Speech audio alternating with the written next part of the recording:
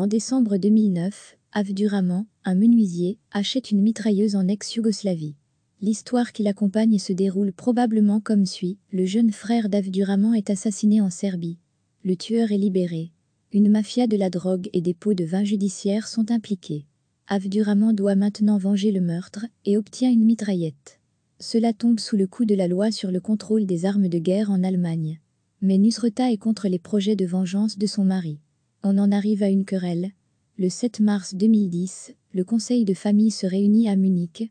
Note, Nusreta et Avduraman sont originaires de Tutin, une ville à majorité bosniaque du sud de la Serbie. Ils sont musulmans. La veille, Avduraman tire 6 fois dans le dos de sa femme dans la buanderie. Environ 90 minutes plus tard, leur fils aîné, 18 ans, trouve la femme mourante et alerte la police. L'auteur du crime prend la fuite et se fait ramener par un taxi sur le lieu du crime.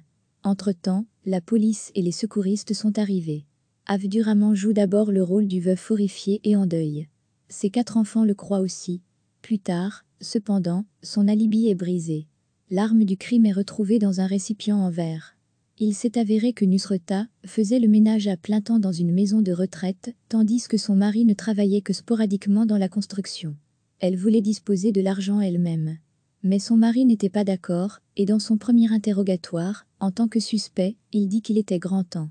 Le chef du service des homicides aurait déclaré que l'auteur aurait dû abattre sa femme, parce qu'elle gérait les finances de la famille. Durant l'enquête, on apprend également que Nusreta a dénoncé son mari pour agression en 2005. Cependant, elle a retiré les accusations. Un autre article indique qu'après le meurtre, Avduraman a essayé de tuer le frère de Nusreta, Sena. Cependant, il n'était pas à la maison.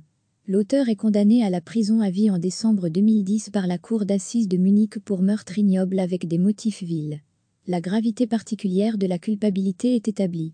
Le verdict déclare que l'auteur du crime a une vision archaïque du monde musulman et une vision déformée de l'honneur de la famille. Merci d'avoir regardé cette vidéo et de nous aider à construire une grande base de données d'histoire sur les crimes d'honneur. Veuillez vous abonner à notre chaîne Crimes d'honneur sur YouTube.